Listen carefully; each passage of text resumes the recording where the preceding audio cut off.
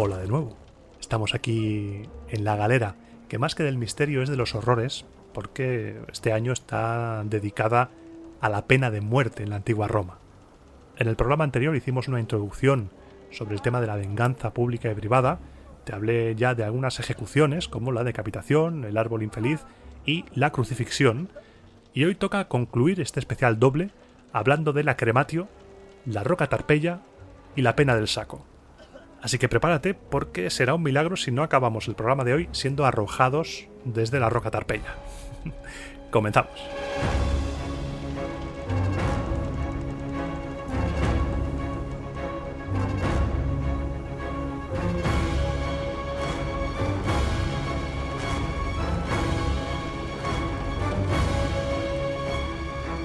Este programa va a ir más al turrón.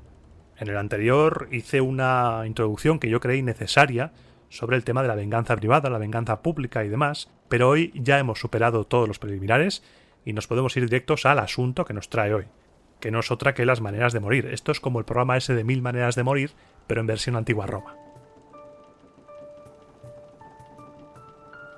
Cuando hablé del estrangulamiento en el programa anterior, no mencioné el instrumento con el que se solía llevar a cabo. El instrumento era el laqueum, un pequeño lazo que, utilizado bien, cortaba la respiración en pocos instantes de una manera prácticamente indolora. No lo mencioné porque entraríamos en un apartado que no pertenece a este programa, que es el de los suicidios. Ya fuera con el laqueum o abriéndose las venas, para los romanos, y así como una manera de asomar la patita brevemente a ese tema, el suicidio era con frecuencia una necesidad. Ya fuera por que la política te lleve a tener que morir o los negocios que han salido mal. Para muchos romanos, suicidarse era considerado moralmente encomiable y una manera de acabar con dignidad, porque sabemos que la política romana era feroz y muchas veces no quedaba otra que suicidarse honorablemente o ser arrastrado a un juicio que podía acabar muy mal, no solo para ti, sino para tu familia también. Y no quería entrar mucho en el tema del suicidio, porque aquí hemos venido a hablar de muertes ejecutadas por otra persona y no por una misma. Y para calentar, vamos a hablar un poco del apaleamiento y de los azotes hasta la muerte, la fustigación hasta morir. Porque morir a palos, o a base de azotes, parece ser una realidad en Roma. ¿Te acuerdas de Espurio Casio? Programas atrás, un cónsul que había propuesto dividir el territorio recién conquistado de los hérnicos entre plebe y aliados latinos, añadiendo también una porción de ager publicus. Pues ese señor se enfrentó a su colega en el consulado, que se opuso, se enfrentó también a todos los patricios y se enfrentó también a la plebe, que no quería que se repartieran las tierras públicas con los aliados, querían que solo se repartieran entre los romanos. Mientras fue cónsul, a Espurio Casio no le pasó nada, pero cuando dejó el consulado, ¡ay amigo! Cuando dejas el consulado, estás en peligro. Ya lo sabes tú. Y cuando dejó el consulado de Espurio Casio, se ajustaron cuentas. Este hombre fue ejecutado de varias maneras diferentes según la fuente que leas. Por ejemplo, Valerio Máximo dice que su padre le condenó en su casa y ordenó que se le fustigase hasta la muerte. Tito Livio dice que fue su propio padre quien le fustigó y le mató. Dionisio de Halicarnaso, por su parte, se desmarca de los demás y dice que los cuestores le arrojaron desde la roca tarpeya como traidor. En el programa anterior te mencionaba que el pater familias tenía poder sobre toda su familia. Pero la relación padre-hijo era una relación muy particular, porque al llegar a la mayoría de edad, el hijo, sí, adquiría capacidad de derecho público, pero a su vez seguía estando sometido a la patria potestas de su pater. Podía votar, podía participar en la gestión pública, podía empezar una carrera, podía llegar a ser cónsul. En este caso, Espurio Casio llegó a cónsul, a lo más alto en Roma, pero seguía estando sometido a esa patria potestas. Y si a eso le sumas que el castigo físico era una herramienta aceptada para los hijos y para los esclavos insubordinados, tenemos como resultado que golpear a quien había desobedecido o faltado al respeto al pater era una práctica cotidiana. Y matar a palos no es más que alargar un poco más ese castigo para castigar las infracciones más graves y acabar en la muerte. Es el mismo castigo, pero dándole un poquito más a la rueda de la intensidad.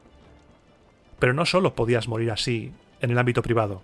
Las fuentes nos dicen que la Civitas también te podía condenar a morir así. Y en este punto tenemos que hablar de Marco Manlio Capitolino.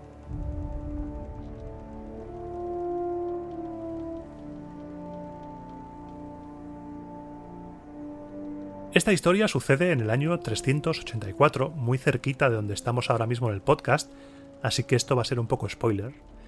Marco Manlio Capitolino se distinguió de manera heroica en la defensa de Roma durante la ocupación de los galos, durante el ataque galo, que veremos dentro de no mucho en el podcast.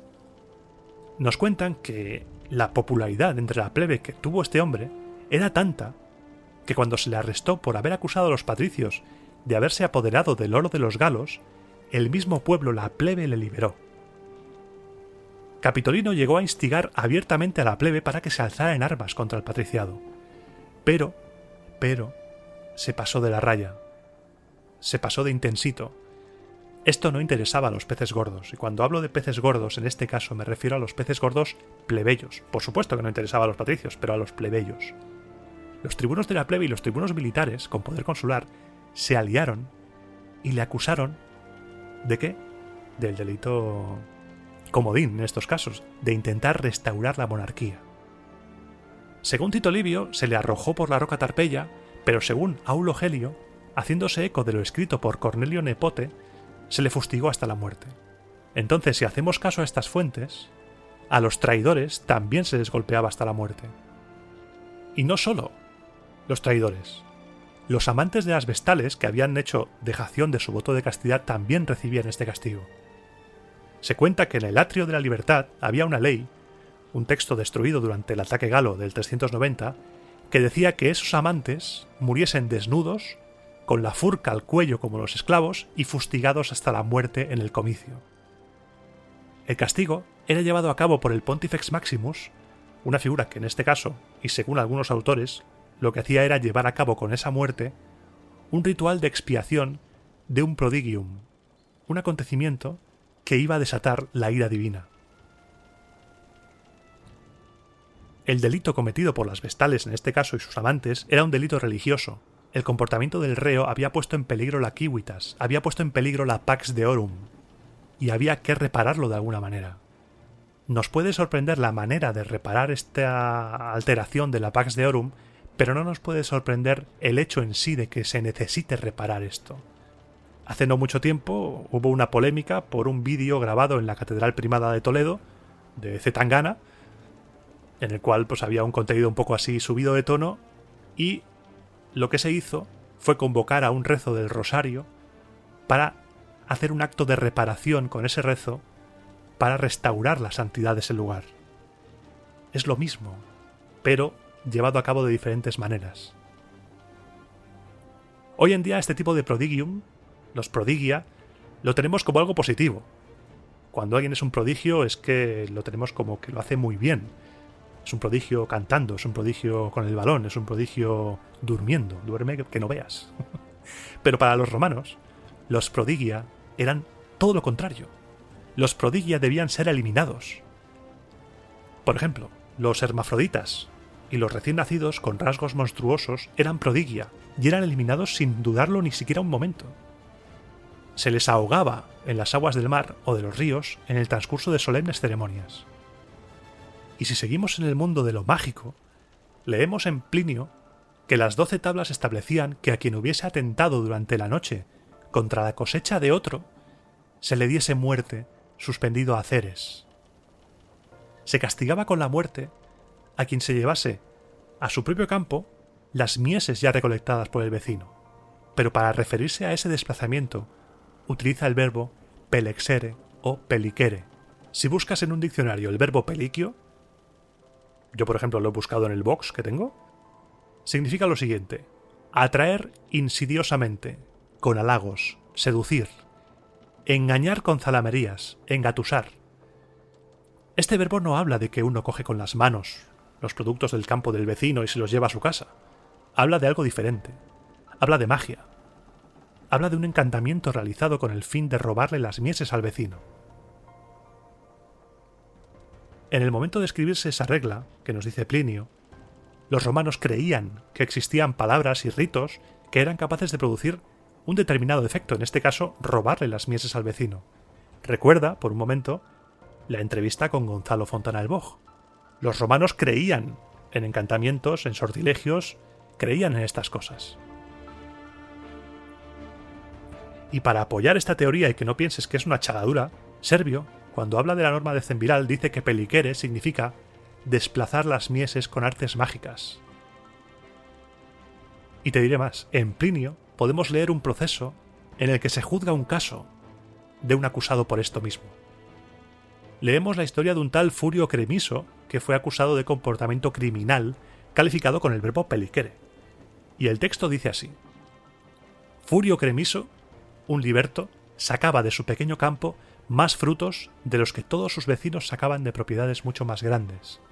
Por ello, como era muy envidiado por estos, y como se sospechaba que atraía las cosechas de otros con encantamientos, y utilizando las palabras fruges alienas peliceret maleficis, fue citado a un juicio por Espurio Albino, edil curul. Como temía la condena por el voto de los tribunos, Cremiso llevó al foro todo su material agrícola, y su material era esclavos vigorosos, bien alimentados, bien cuidados, bien vestidos, utensilios bien hechos, en un estado de conservación óptimo, las rejas de arado poderosas, y los bueyes también, en perfecto estado, bien alimentados y bien tratados. Y entonces este señor, Furio Cremiso, dijo: «Oh, Quirites, estas son mis magias, y no puedo ni mostraros ni traer al foro mis trabajos, mis desvelos y mis sudores». Y al presentar estas pruebas y decir esto, Furio Cremiso fue absuelto por unanimidad. ¿Qué cosas, eh? Tratar bien a tus esclavos, tratar bien a tus animales, utilizar buenas herramientas, esas cosas suelen dar resultado. A ver si mi jefe me escucha y toma nota, porque, claro, me imagino al resto. Tenían a los esclavos completamente famélicos.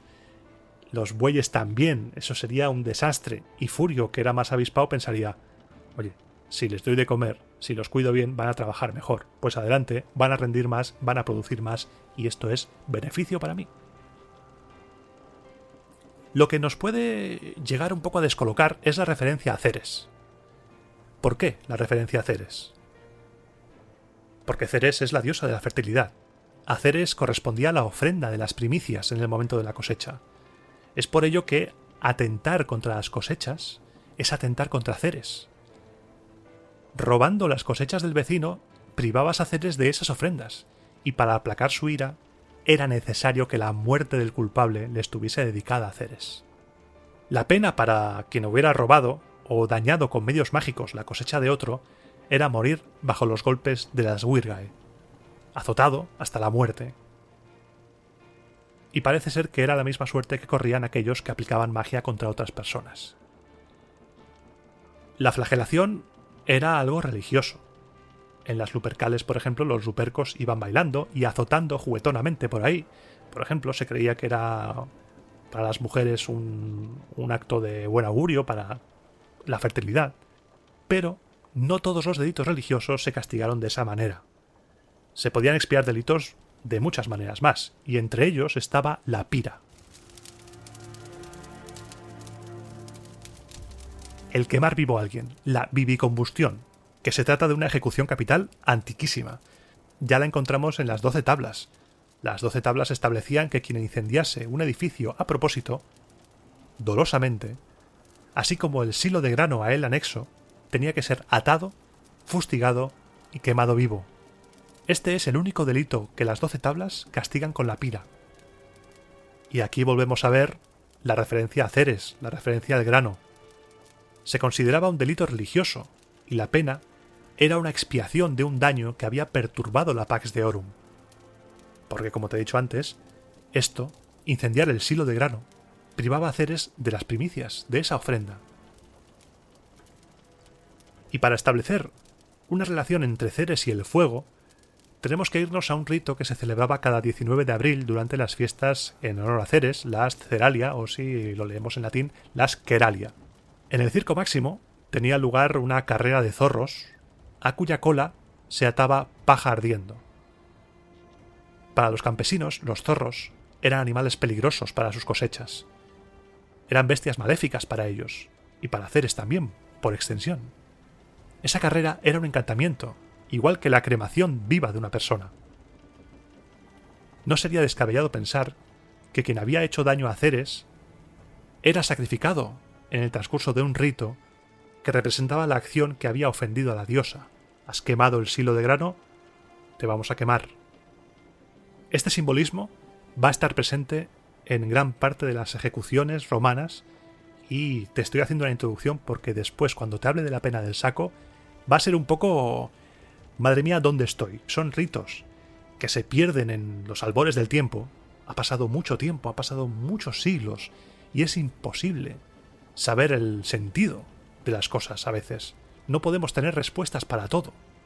Y por eso tenemos que intentar buscar... Ha habido muchos autores, muchos expertos que han estado años estudiando esto, han planteado diferentes hipótesis, y como te he dicho muchas veces a lo largo del podcast, la historia antigua muchas veces se basa en acuerdos entre expertos, hipótesis que se validan, hipótesis que son mayoritariamente aceptadas. Pero si hablamos de ejecuciones romanas icónicas, de las de verdad, de las ejecuciones que dices, esto es romano, esto es muy romano, pues el top, más allá de la cruz, que también lo es, por supuesto, el top es sin duda arrojar a alguien desde la roca Tarpeya. Eso es republicano a tope.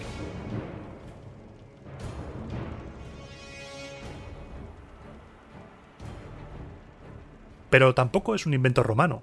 Los romanos ya sabes que inventaron poco, pero lo que hicieron fue adaptarlo bien y perfeccionarlo. Tirar a los criminales desde un lugar elevado era ya una tradición extendida en la antigüedad. Era trending topic por ahí. En Atenas, por ejemplo, los que habían ofendido a los dioses eran arrojados al Baráthron, una gruta en la colina del Areópago. En Esparta se les arrojaba al abismo Calladas. En Delfos, desde la roca Nauplia. Pero en Roma, ¿cómo surgió esta tradición de arrojar a la gente desde la roca Tarpeya? Por supuesto, se cree que era una tradición, como lo que veremos después de la pena del saco, que es previa a la codificación de las leyes. Pero empecemos por el principio. Para poder hablar de la roca Tarpeya, vamos a ponernos en situación y vamos a hablar de la Tarpeya original, de la mujer, del personaje legendario que dio origen a esta ejecución. La leyenda de Tarpeya no es un trabajo fácil de recopilar, porque yo he recopilado hasta 4 versiones diferentes de la leyenda de Tarpeya. Tito Livio, Dionisio de Halicarnaso, Propercio y Plutarco. 4. Loco me voy a volver un día de estos, más loco todavía, con tanta fuente. Los ojos me van a hacer como la muñeca del juego del calamar, uno para un lado y otro para otro. La historia de Tarpeya se remonta a los tiempos del rey Rómulo. Tito Livio nos cuenta que un día, una muchacha llamada Tarpeya, hija de un tal Espurio Tarpeyo, guardia del Capitolio, fue a buscar agua al exterior de los muros de la ciudadela. ¿Todo bien? Lo que pasó es que mientras salía, vio al rey de los Sabinos, a Tito Tacio, y vio que en sus brazos brillaban espléndidos brazaletes de oro. Tarpeya, cautivada por esas joyas, que no había visto nunca algo tan bonito, y deseando tenerlas a cualquier precio, prometió a Tito Tacio, rey enemigo en ese momento, que si le daba esas joyas, ella le abriría a él y a sus soldados las puertas de la fortaleza, las puertas del Capitolio. Tito Tacio, por supuesto, aceptó. Tarpeya abrió a los sabinos las puertas del Capitolio, y cuando entraron, Tito Tacio no cumplió su parte del trato. En lugar de darle los brazaletes que habían acordado, Tito Tacio arrojó sobre ella su pesado escudo, para acto seguido ordenar a sus soldados que hiciesen lo mismo. Y así, siguiendo órdenes del rey, el resto de sus soldados arrojaron sus escudos pesados sobre Tarpeya, y la pobre Tarpeya murió sepultada bajo las armas de los enemigos de Roma.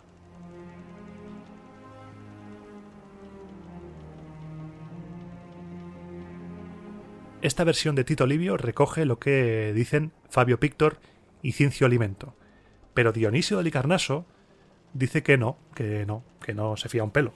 Esta versión no me cuadra, dice Dionisio. Como hemos visto a lo largo del podcast, Dionisio y Tito se contradicen muchas veces.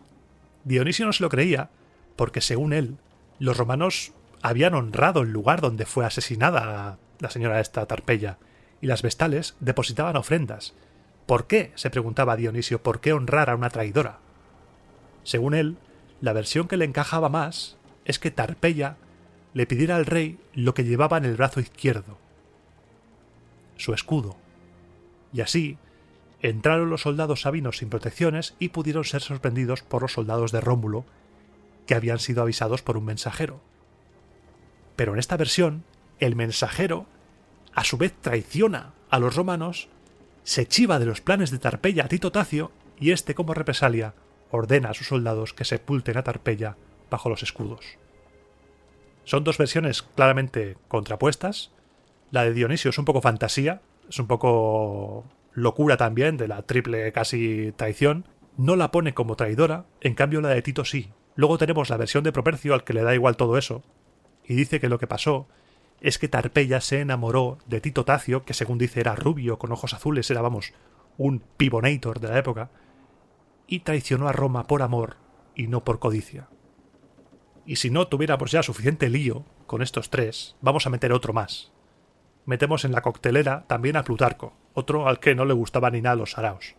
Plutarco se desmarca del resto y nos cuenta otras dos versiones. Venga, y dos más.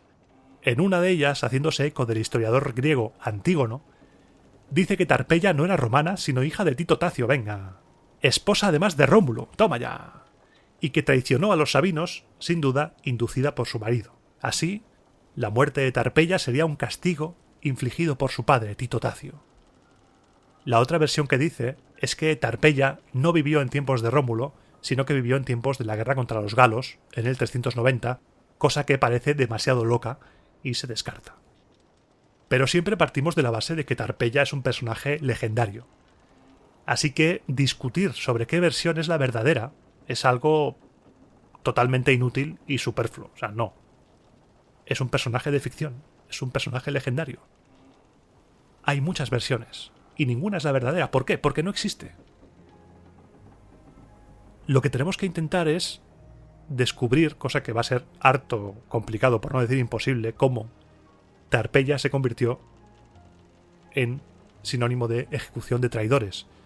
Y por esa sencilla asociación podemos determinar que Tarpeia traicionó a su patria y murió por ello. Las razones que la llevan a traicionar no importan. La historia en sí tiene una moraleja. La traición es un acto tan infame que incluso aquel que saca ventaja de ella desprecia al traidor. Lo desprecia hasta el punto de darle muerte. Es el pensamiento que después llevará al famoso Roma no paga traidores. La traición es un acto deleznable, infame incluso para los que se benefician de ella. Sepultada por escudos, Tarpeia murió simbólicamente con la misma muerte con la que morían aquellos a los que se lanzaba desde la roca que llevaba su nombre. Y este es un concepto complicado, pero que voy a intentar explicar a lo largo de este programa para que no parezca una fumada demasiado loca. Pero primero situémonos geográficamente en el Capitolio, en la roca Tarpeia. Sobre el Capitolio, que recordamos que era una colina con dos cimas, el Capitolium al sureste y el Arx al noroeste, existía una roca llamada Saxum Tarpeium o Rupes Tarpeia, la roca Tarpeia en sí. Para acceder a la cima del Capitolio se podía acceder a través de las llamadas escaleras del luto, o como también lo he encontrado, escaleras de los suspiros, las Scalae Gemoniae. El nombre no augura nada bueno. Yo no subo ahí por si acaso. Estas escaleras no están localizadas con precisión, pero se cree que su trazado correspondía aproximadamente al de la escalera que sube desde el foro al Capitolio y que bordea el lado sur de la iglesia de San Giuseppe dei Falignani, iglesia bajo la cual se encontraba el Tullianum, la cárcel. El condenado subía por estas escaleras y llegaba al Saxum, a la roca Tarpeia, desde donde descendía a gran velocidad hacia el suelo. La ubicación real de la roca Tarpeya ya la comenté en el programa 21, pero vamos a refrescar la memoria porque qué mejor momento para volver a hablar de la ubicación de la roca Tarpeya que cuando estamos hablando de la ejecución por la roca Tarpeya. Si buscas en Google Maps Rupe Tarpea, te va a salir una ubicación. Y si puedes, hazlo. Busca en Google Maps Rupe Tarpea. La ubicación que te sale es muy posiblemente errónea. Esta ubicación te lleva a la Piazza della Consolazione, y si en esa plaza estás de frente a la iglesia y miras a la izquierda, verás como unas ruinas, unos arbolicos así como muy romanos. Allí se ha creído durante mucho tiempo, y todavía hoy día, porque ya has visto, en Google Maps está marcado como Rupe Tarpea, se creía que se arrojaba a gente desde ahí, se creía que ahí estaba la roca Tarpeya. Además tiene así como un filo y se presta mucho a lanzar gente. Es como muy lanzable, muy de arrojar ese sitio. Pero, todo esto cambió a principios del siglo XX. El historiador Ettore Pais propuso que seguramente la roca no estuviera allí, que debía estar cerca del templo de Juno Moneta, cerca del Arx, cerca de lo que es ahora la Basílica de Santa María in Ara Coeli, justo en el otro lado de la colina del Capitolio. Esta propuesta de Pais dejó a todos locos, y poco a poco, con el paso de las excavaciones y los diferentes trabajos, se fueron confirmando las sospechas de este señor. Y en la actualidad es la ubicación más aceptada por todos para la ubicación de la roca Tarpeya. Y otra vez recuerdo, ubicación más aceptada, porque en la historia antigua certezas pocas.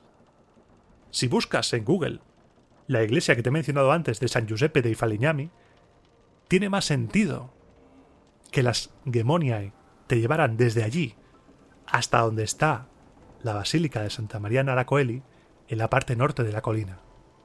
Es como un camino más natural.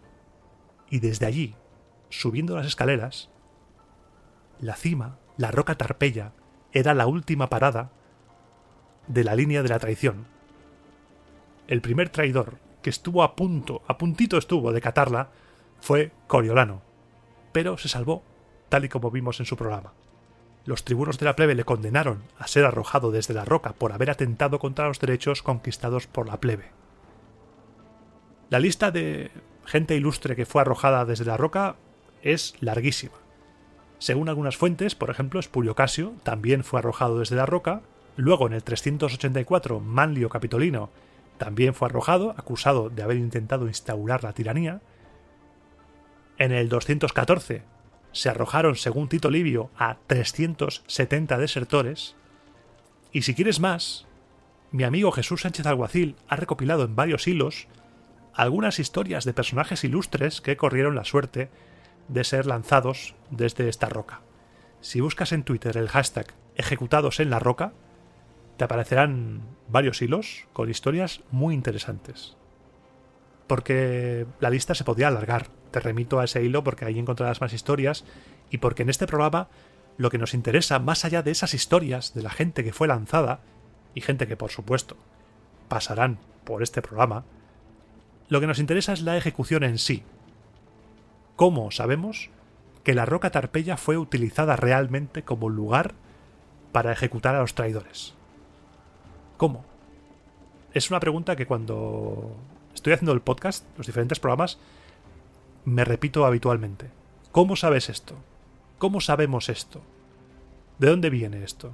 Son preguntas que hay que hacerse. Porque ninguna de las disposiciones legislativas que conocemos establece una relación entre el saxum, la piedra, y la traición. Ni las 12 tablas que sí que mencionan el saxum no lo relacionan con la traición. Esta relación la podemos encontrar en un pasaje de Séneca. En su De Ira, Séneca habla de los remedios que tiene el Estado para curar los males que ocasionan los vicios de sus ciudadanos. Séneca dice que él, por su cuenta, subirá al tribunal siempre sereno, recitando con voz apagada las reglas del derecho, y que fríamente y sin ira, con el mismo estado de ánimo con el que golpearía a una serpiente o a cualquier otro animal venenoso, condenará a los criminales a la decapitación, a los parricidas a la pena del saco, y a los enemigos políticos y traidores a ser precipitados por la roca Tarpeya. De estas 3 penas que menciona hemos visto 2. La decapitación, causa de la muerte, se le ha caído la cabeza, y la roca Tarpeya, causa de la muerte, impacto a gran velocidad contra el suelo. La otra la veremos dentro de un rato, pero sigamos un poquito más en la roca. En las 12 tablas aparece la praecipitatio, la precipitación, como castigo para otros crímenes. Aulo Gelio nos cuenta que en la tabla 8 se establece la precipitación para quien cometa falso testimonio y para el ladrón sorprendido en flagrante delito si es de condición servil. Si es libre se le daría muerte solo en algunos casos de hurto. Tenemos entonces ese pasaje de Séneca y lo comparamos con lo que dice Aulo Gelio de la 8ª tabla de la ley decemviral. ¿Qué tienen en común? Un traidor, un ladrón y un falso testigo. Parece un chiste, ¿eh? Van un traidor, un ladrón y un falso testigo en un carromato y se caen por la roca Tarpeya. Recuerda el programa del Mos Maiorum. Recuerda los valores que eran muy importantes para los romanos. Uno de ellos era la fides, el deber de confianza. El nexo que hay entre un traidor, un ladrón y un falso testigo es que los 3 han roto la fides. El traidor ha roto la confianza pública y el ladrón y el falso testigo han roto la confianza que deben tener los particulares entre sus relaciones. Y atentar contra la fides es atentar contra un deber divino, un deber para con la divinidad, porque atentando contra la fides estás atentando contra el divus fidius. El garante de los acuerdos, el garante de la fides, era un delito religioso, y para repararlo se debía arrojar a los culpables para entregarlos a los dioses. Entregar vidas a los dioses no es algo raro. A los dioses se les aplacaba también con vidas humanas. Tenemos relatos de soldados que se sacrificaban con tal de conseguir la victoria, por ejemplo. Pero, volviendo al tema de los traidores, ¿en qué condiciones se consideraba que una traición era una violación de la fides pública? Porque puede ser muy subjetivo esto. Para ello podemos repasar un poco los diferentes casos de condena a la roca Tarpeya y veremos un patrón. Coriolano estuvo a punto de ser precipitado por haber ofendido a los tribunos de la plebe. Espurio Casio fue arrojado, según algunas versiones, por haber propuesto una ley que disgustó a patricios y a tribunos de la plebe. Manlio Capitolino fue condenado a ser precipitado cuando su actitud antipatricia se hizo tan agresiva, se pasó tanto de la raya, que llegó incluso a preocupar a los tribunos de la plebe. Cecilio Metelo fue arrojado desde la roca por haber violado la Sacrosantitas Tribunicia. Sexto Lucilio fue arrojado de la roca por haber traicionado a la plebe. Ves el patrón, ¿verdad? No estoy loco yo, lo ves. Podemos llegar a pensar que la precipitación fue un instrumento en la lucha plebeya contra el patriciado, y que se hiciera desde muchos años antes. No es casual que los magistrados encargados de presidir estas ejecuciones fuesen los mismos tribunos de la plebe. Incluso durante el Principado, cuando las condenas eran pronunciadas por el Senado, la tarea de ejecutarlas correspondió a los magistrados plebeyos. Aquel que iba contra los tribunos o contra la plebe era acusado de atentar contra la fides. La fides entendida como ese pacto que ligaba a patricios y plebeyos y del que era garante el dios garante de los pactos, Divus Fidius. Era un pacto que mantenía el equilibrio del Estado, de ese Senatus Populusquem Romanus. Pero hay una cosa que me sigue chirriando. ¿Qué relación hay entre una mujer sepultada por escudos y gente arrojada al vacío? Es como que no casan. Lo que te he dicho antes, el tema simbólico no me casa. La respuesta que podemos dar a esto te va a dejar trilocker, total. El cuerpo de Tarpeya desapareció sepultada entre escudos. ¿Vale? Su cuerpo desapareció como entregado a los dioses. Entregado a los dioses como las víctimas enterradas vivas en el foro boario, de las que te hablé hace unos programas. Esas víctimas, esas parejas de griegos y galos, que en el 228 fueron sepultados vivos. Acto que se repitió en el año 216 y de nuevo en el 214 y 213. esas personas eran entregadas a los dioses, eran sepultadas vivas, vivisepultados. La vivisepultura y la precipitación parecen ejecuciones destinadas a un mismo fin: entregar a la víctima a los dioses infernales. Para los romanos eran el mismo tipo de muerte, porque servían al mismo fin. Por eso Plutarco y Varrón dicen que Tarpeya era vestal. ¿Cómo se ejecutaba a las vestales? En el programa de Vesta vimos que se las ejecutaba emparedándolas vivas, bajo tierra, porque habían traicionado la Fides y la Pax Deorum. Se las entregaba a los dioses para reparar el daño que habían causado. Tarpeya murió por traidora y como traidora, entregada a los dioses infernales. Y quizá la roca lleva su nombre no solo porque ella había muerto allí, sino que también porque allí murió mucha gente con la muerte reservada a los traidores, arrojados desde ahí para ser entregados a los dioses del infierno. Es una posibilidad. Puede ser una fumada o no.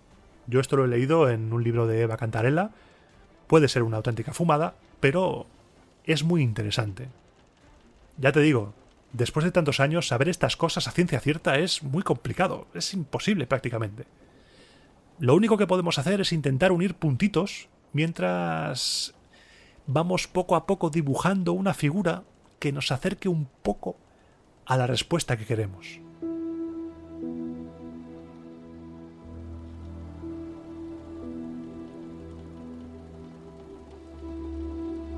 Y tras arrojarnos desde la roca Tarpeya y haber sobrevivido, a modo de ordalía, porque nosotros no tenemos que ser entregados, de momento, a los dioses infernales, te voy a hablar de otra ejecución, una que es bastante perturbadora y de la que tenemos muy pocas respuestas y muchas preguntas y muy locas todas.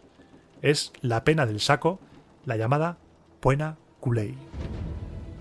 Esta ejecución es muy loca y a mí me despierta muchas intrigas, muchas. Pero vayamos por partes.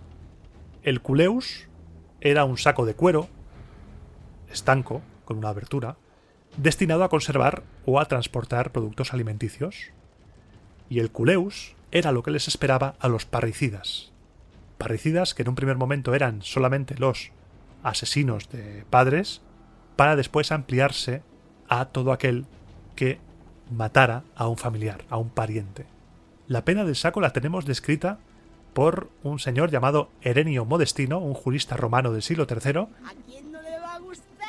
que nos dice lo siguiente: los culpables de parricidio, tras haber sido perseguidos con las virgae sanguinae, tienen que ser cosidos en el interior de un culeus junto con un perro, un gallo, una víbora y un mono, y tienen que arrojarse al mar. Y se queda tan ancho. Te cosen dentro de un saco. Dentro tienes a un perro, un gallo, una víbora y un mono que van a luchar por su vida, te van a destrozar y te arrojan al mar. Es terrible esta pena. Es una pena que va mucho más allá de lo que habíamos visto. Es muy diferente.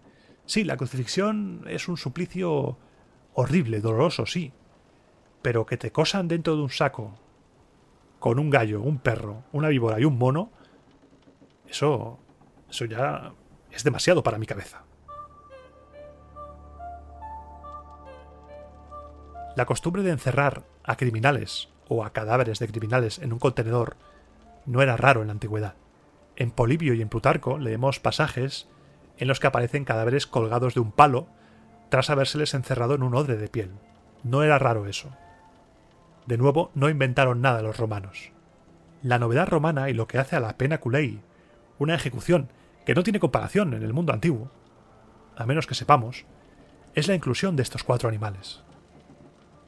Seguramente el reo llegara muerto al saco porque le habían dado unos buenos vergajazos antes de llegar, pero no deja de ser espeluznante compartir saco con esos animales. Animales que, por otra parte, según las fuentes, van cambiando. Por ejemplo, Juvenal nos dicen que era un mono y una serpiente, y en las instituciones de Justiniano encontramos de nuevo perro, gallo, víbora y mono. Da igual los animales que se metieran, da igual cuántos fueran. El resultado era el mismo. Los animales, luchando por sobrevivir, por salir de ahí, destrozaban el cuerpo del parricida. ¿Por qué meterle animales? ¿Por qué están tan locos estos romanos? ¿Puede haber un significado simbólico a la elección de estos animales? Más allá de causar el máximo suplicio al reo, puede haberla. Sí. ¿Quién fue el primero en introducir esta pena? ¿Quién fue el primer iluminado al que se le ocurrió introducir la pena del saco en Roma? La tradición nos dice que fue el rey Tarquinio el Soberbio quien introdujo esta costumbre en Roma. Según Valerio Máximo, el rey ordenó ejecutar con la pena del saco a Marco Atilio, culpable de revelar parte del contenido de los libros sibilinos, esos libros sagrados que el rey por poco no compra. Posteriormente, este suplicio, según leemos en los anales de Zonaras, se infligió a los parricidas, ya que la profanación de los padres y de los dioses deben expiarse del mismo modo. Expianda est. Otra vez las ejecuciones como expiación de un crimen religioso. Lo curioso es que ninguna de las fuentes antiguas, ni Valerio Máximo, ni Zonaras, ni Cicerón, mencionan a los animales como parte integrante de esta ejecución del saco. Simplemente se le metía en un saco, se le tiraba al agua y hasta luego. ¿Cuándo entraron los animales en la ecuación? ¿Cuándo entraron en la partida? Leyendo las instituciones de Justiniano, parece que se introdujo en los años 55 o 52 a.C., fecha en la que se aprobó la Lex Pompeia de Parricidis. Según esta ley, el parricida, ya en el sentido ampliado de asesino de cualquier pariente, tenía que ser cosido en el culeus con un perro, un gallo, una víbora y un mono. Pero aquí también hay discusión. Según algunos, esta Lex Pompeia solo hablaba de una víbora y que el mono lo añadió el emperador Claudio para simbolizar el gesto inhumano del parricida. Y el perro y el gallo, asociados a los cultos paganos de Mitra, Cibeles e Isis, habrían sido destinados al culeus por el cristiano Constantino. Según otros, Constantino eligió los 4 animales. Sea como fuere, seguramente la pena del saco se llevaría a cabo desde mucho antes de convertirse en ley, y por eso Modestino nos dice que la ley fue instituida more maiorum, instituida por los mayores, que pertenecía a un tiempo en el que las leyes todavía no estaban escritas. Pero el tema de los animales es complicado. Porque, a ver, sí, el mono se conocía desde época antigua. Antes de la Lex Pompeia, sí, se conocía el mono. Pero no era tan fácil encontrar un mono como encontrar un gallo o una víbora. ¿Y por qué precisamente perro, gallo, víbora y mono? Empecemos por el perro. Los romanos querían a los perros, sí. Se ha hablado mucho de que los romanos odiaban a los perros, pero no es del todo cierto. No podemos generalizar por 2 o 3 testimonios. Plinio dice que el perro es el amigo más fiel del hombre. Y de ahí viene lo de el mejor amigo del hombre, por cierto. Pero por otra parte también hay toda una corriente de algunos autores que retratan a los perros como inmundus. En el caso de Horacio, Virgilio dice que las perras son obscenae, son obscenas. Por otra parte también se ha querido ver que los perros no eran bien vistos en Roma porque no se les perdonó jamás no haber defendido el Capitolio y cada año se colgaban de una horca, según Plinio, a algunos perros vivos cerca del Templo de la Juventud. Juan Crisóstomo dice que el perro es el animal más vil y que los que viven de la manera más impía son perros. Agustín dice que el perro es despreciable e innoble, el último de los hombres y el último de los animales. Pero por otra parte tenemos representaciones que nos dan a entender que los romanos también querían a los perros. No podemos coger 3 testimonios y hacer norma de ellos. No podemos generalizar porque Horacio diga que el perro era inmundus. No. Lo que sí es cierto es que muchas de las expresiones peyorativas que tenemos en castellano actualmente contra perros y perras seguramente desciendan de esa mentalidad de algunos antiguos. Porque, por ejemplo, durante la guerra de Troya, Helena desprecia sus ojos de perra, unos ojos sin pudor, unos ojos despreciables. La inclusión del gallo también es curiosa. Plinio dice que el gallo Era un animal grato para los dioses, era un símbolo de vigilancia, un símbolo de la palabra de los predicadores. Era también un protector de las almas en su camino al otro mundo. En algunos lugares se les sepultaba para aplacar la ira de los dioses infernales o se les sacrificaba en aras de la fertilidad. Era un animal también feroz. En la obra de Re Rústica de Columela leemos que el gallo mata a las serpientes. El gallo es el matón de la granja. Por su parte, la serpiente no era despreciada en Roma, aunque posteriormente los bestiarios medievales la identificasen con el diablo. La serpiente era el símbolo de la salud, de la vigilancia, de la astucia, de la medicina, y se la relacionaba con la fertilidad. En Roma, en la cueva del Lanuvium, según se creía, vivía una serpiente a la que anualmente se llevaban vírgenes para probar su castidad. Y también en varios templos romanos, como por ejemplo en el Aventino, se mantenían serpientes. No era un animal mal considerado. Y por último, el mono. ¿Por qué el mono? Los monos eran queridos en Roma, sí, pero por ejemplo también Cicerón dice que el mono es un hombre que no vale un céntimo, como una caricatura humana. Es muy complicado establecer las razones que llevaron a seleccionar estos 4 animales. Lo que podemos llegar a pensar es que estos animales tenían una doble misión. Si el condenado estaba vivo, lo destrozaban con una ferocidad y una inhumanidad pareja a la que él había demostrado cuando había llevado a cabo el más infame de los crímenes. Y tras su muerte, los restos de los animales y del hombre formaban un osario que hacía inconfundible para quien lo descubriera que el muerto había sido un parricida. Aunque, como ya te digo, no solo los parricidas tenían como destino el saco, también se utilizaba para eliminar enemigos públicos, para sacrílegos, para adúlteros, aunque seguramente sin animales. Los animales para los parricidas. Porque los animales son la firma, es el mensaje, como los mafiosos. La película del Padrino, por ejemplo, cuando te disparan ahí en un ojo, es para mandar un mensaje, pues esto igual. No solo es rara la ejecución. Cuando la persona era condenada, cuenta la tradición que se le cubría la cabeza con una capucha hecha de piel de lobo y se le ponían zuecos de madera para impedir su huida. La capucha de piel de lobo puede tener un simbolismo muy antiguo y muy complejo. En el 10º canto de la Ilíada, antes de aventurarse en una expedición nocturna, Dolón se cubre con una piel de lobo. Homero dice que se envuelve en la piel de un lobo canoso. Pero esta piel de lobo es algo más que un disfraz. El lobo sería un animal iniciático, porque el lobo, como en la historia de Licaón, es pasar de ser humano a ser otra cosa. El mito de Licaón es muy, muy interesante. El rey de Arcadia, Licaón, según nos cuenta Ovidio en las Metamorfosis, recibió la visita de Zeus un buen día, porque Zeus quería comprobar hasta qué punto este Licaón se había merecido la fama de impío que tenía entre los demás. Licaón, con tal de probar si realmente era un dios esa persona que estaba en su casa, según esa versión de Ovidio, mató a su hijo y sirvió su carne como comida sacrificial. Y Zeus, que de tonto no tenía un pelo, descubrió la treta y convirtió a Licaón como castigo en un lobo rabioso. Este es el origen de los hombres lobo, la licantropía, licánthropos, de licos, lobo, en griego Licaón, ese señor, y anthropos, hombre. Convertirse en lobo, como hizo Licaón, significaba pasar a formar parte de otra cosa. Como los Luperci en Roma, se disfrazaban de lobos como parte de un rito de paso. Que el condenado a la pena culei fuera cubierto con una capucha de piel de lobo significaba quizá que el condenado daba un paso más allá de los límites de la sociedad humana.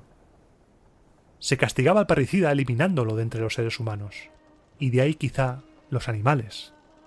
Una bestia, ese lobo, se ha introducido entre la Civitas y los animales protectores en su mayoría, la serpiente sagrada por algunos dioses, el gallo, el perro y el mono quizá como reflejo de la humanidad, deben masacrar a ese ser que ya no es un humano, y que es una bestia, un monstruum. Y además de llevar esa piel de lobo sobre la cabeza, está el tema de los zuecos. Dicen las fuentes que los zuecos eran para que no se escaparan, pero vamos a ver, con unos zuecos aún mal, pero puedes correr. Si quieres que alguien no se escape, no sé, lo atas, lo encadenas, le pones un cepo, pero no unos zuecos. Calzar unos zuecos, en el mundo de lo mágico y lo simbólico, que recordemos que era un mundo real para los romanos, no es algo de locos para ellos. Calzar los zuecos impedía que el condenado manchase la tierra con su contacto. Porque era un monstrum, era un prodigium. Debía estar fuera de la tierra, debía evitarse todo contacto con ella porque contaminaba todo lo que tocase. Y por eso se le arrojaba al mar, porque tenía que estar fuera de la tierra. De acuerdo con una ley atribuida a Rómulo y transmitida por Dionisio de Halicarnaso, estaba permitido matar al recién nacido malformado o mutilado, o al que tenía las características de un monstrum. Un monstrum era un ser cuyas deformidades eran tales que llevaban a considerarlos prodigios funestos, prodigia mala. Los monstra eran seres que no parecían humanos. Como dice Ulpiano, seres que se parecían más a animales que a hombres. Los monstra eran peligrosos y debían ser alejados de la sociedad. A veces se les ahogaba y otras veces se les abandonaba directamente. Y los parricidas eran precisamente eso. Un parricida era un monstrum, y por eso debía ser apartado de la sociedad y eliminado. Recuerda que originalmente los romanos consideraban que únicamente los patres tenían un genius, como vimos en el programa de la religión. Esa divinidad protectora que solo tenía el pater, pero que más adelante se consideró que la tenía todo el mundo, incluso los esclavos. Roma confiaba a los padres el control absoluto e incondicional de sus hijos. Y para una ciudad que le daba tanta importancia a los padres, era inevitable sancionar la monstruosidad de un gesto como el parricidium. No sería descabellado pensar que antes de que naciese la ciudad de los padres, ya se castigase al parricida con la exclusión de la sociedad humana y civil, atribuyéndole todavía vivo el estatus de muerto mediante una sanción que le quitaba toda protección civil y le condenaba a morir a manos de cualquiera que quisiese eliminarlo. Y esta exclusión se identificaba con la transformación en lobo. El rito ciudadano de exterminación del monstruo empezaba identificando a ese criminal, a ese asesino, con un monstruo. Porque ya no eras humano. Te vamos a sacrificar porque has alterado la Pax Deorum. Vas a morir. Y vas a morir como un animal infame, azotado hasta casi morir, y si no estás muerto, te vamos a coser a un saco y vas a ser devorado por animales que te van a destrozar. Porque no me quiero imaginar el horror que debía ser estar cosido en un saco con esos 4 bichos. Si una idea se ha repetido a lo largo de estos 2 programas, es que las penas de muerte en la antigua Roma tenían un significado más allá del estricto sentido legal, jurídico que le podamos dar. Tenían un sentido simbólico y mágico. Porque cuando alguien se salta las normas de convivencia de la civitas, muchas veces está saltándose las normas de convivencia entre el plano humano y el plano divino. Y eso debe ser reparado, debe ser expiada esa falta. Y la sociedad romana, desde muy antiguo, intentó establecer ritos para poder congraciarse de nuevo con los dioses, sacrificando a esa persona que había roto el pacto.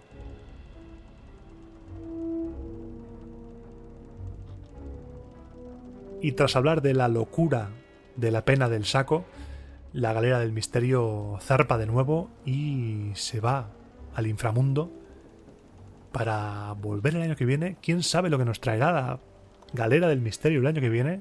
Eso nunca se sabe, es bastante impredecible este navío de lo más escabroso y sobrenatural de la antigua Roma.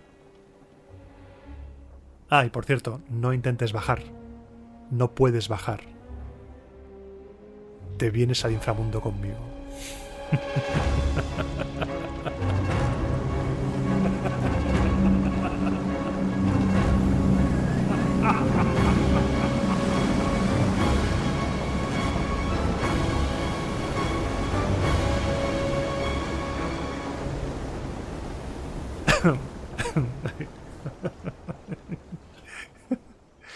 Ay, la risa maligna me gusta mucho. Ay, me gusta mucho hacer la risa maligna, ¿eh? Me gusta mucho. Voy a beber agua.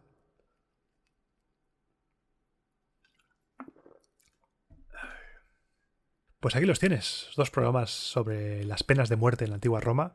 Programas que se deben hacer porque nos introducen temas que dan pie a hablar de otras cosas. Por ejemplo, hemos hablado ya del poder del pater familias sobre la vida y la muerte de su familia. Pues esto nos da pie a hablar de la familia romana. Un futuro especial será dedicado a la familia romana para intercalar programas de historia con programas especiales dedicados a la cultura y civilización romanas. Y ha sido un programa que he tenido que tirar de honestidad, como siempre, ya sabes, yo voy a pecho descubierto contigo. Y no siempre tenemos las respuestas. Y en este caso he leído muchas cosas, he leído muchas teorías, muchas hipótesis, y no sabemos la verdad sobre las cosas. Y cuando ha pasado tanto tiempo, no podemos saberlo todo. Así que yo te presento lo que sabemos, te presento, por ejemplo, esto de los animales, te presento lo que hay, hemos intentado a ver si podemos llegar a adivinar relacionando cosas, pero no se puede. Ha pasado mucho tiempo. Se han perdido las tradiciones, a veces no se entienden. Han pasado tanto tiempo, han pasado tantos siglos y tenemos tan poquísima información que no llegamos a comprender las cosas que hacían los romanos. Y eso está bien asumirlo, ir de frente y decir, mira, pues no tengo ni idea. Porque sería muy fácil decirte, no, el perro era odiado y era un animal inmundo, pero bueno, no, porque era inmundo por unos, pero en cambio tenemos representaciones de animales de compañía, los perros.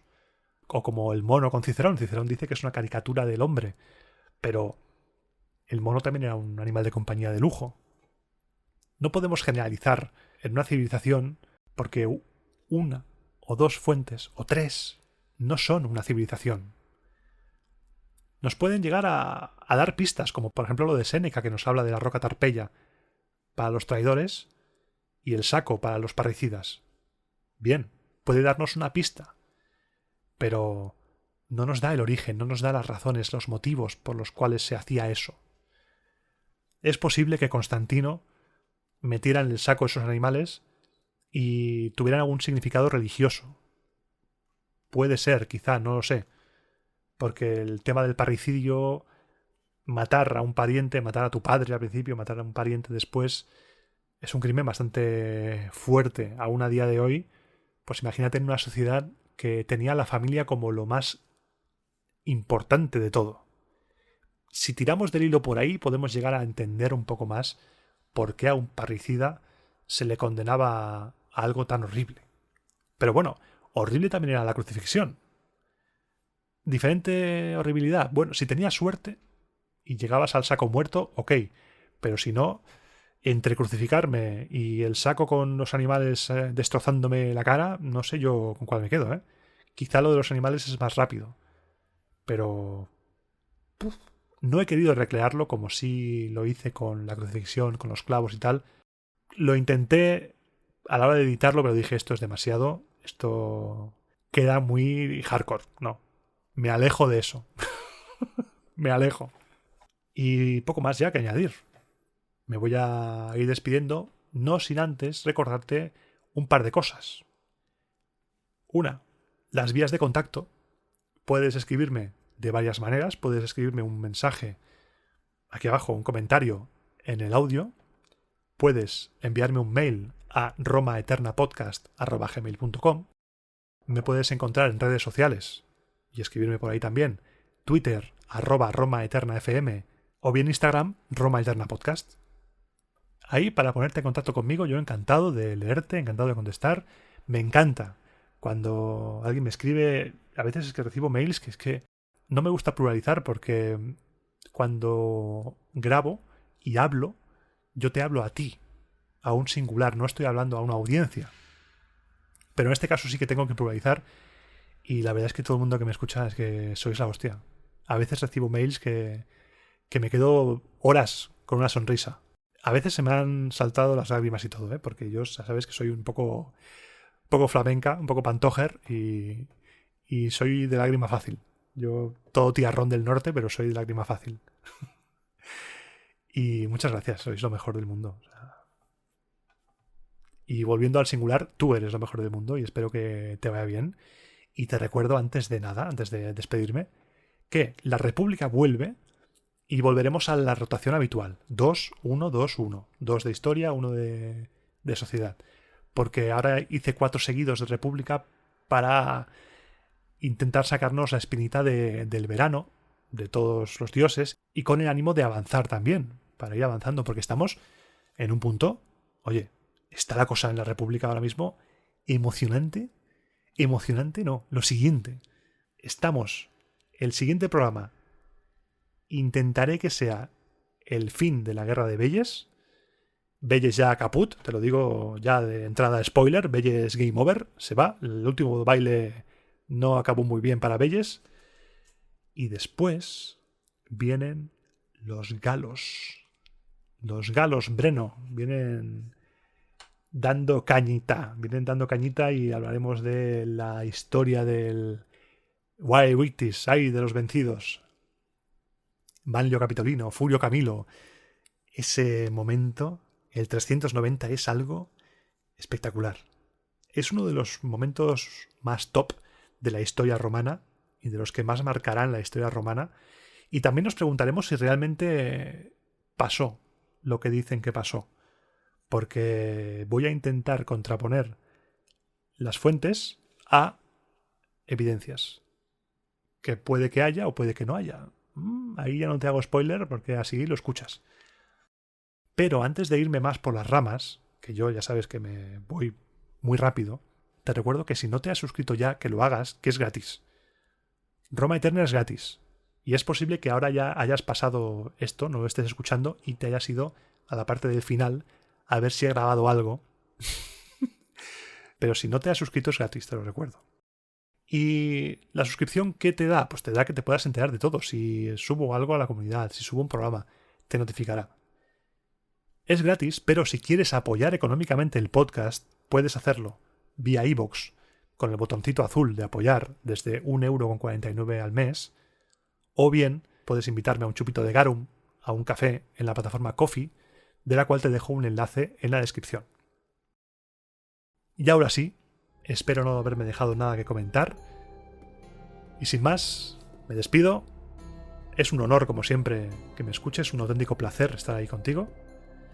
Y te espero dentro de 15 días, pasaré lista, en el próximo programa de Roma a Eterna.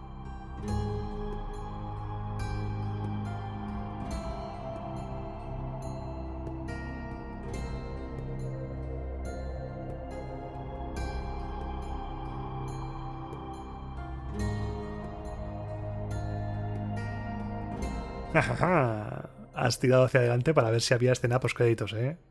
Que te conozco. Vaya si te conozco. Pues sí.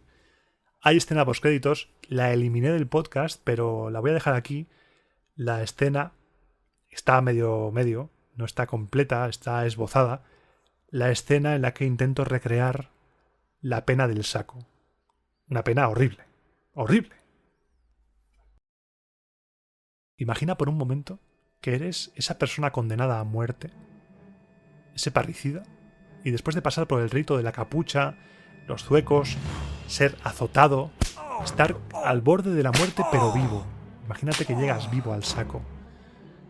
Estás completamente ya sin fuerzas para luchar. Y te meten en ese saco y cosen contigo dentro un perro, un gallo, una serpiente y un mono, que empiezan a destrozarte, a arañarte, morderte, porque ellos quieren salir de ahí, ellos no saben que están ahí contigo, ellos no tienen nada contra ti, luchan por su vida y te van a destrozar mientras luchan por su vida y van a morir contigo ahí, y tu vida va a durar más o menos en función de la intensidad que pongan, de la resistencia que pongan, de las ganas que tengan de salir. Una muerte horrible para un crimen horrible. Todos lo son, pero en Roma el parricidio era tenido como especialmente terrible.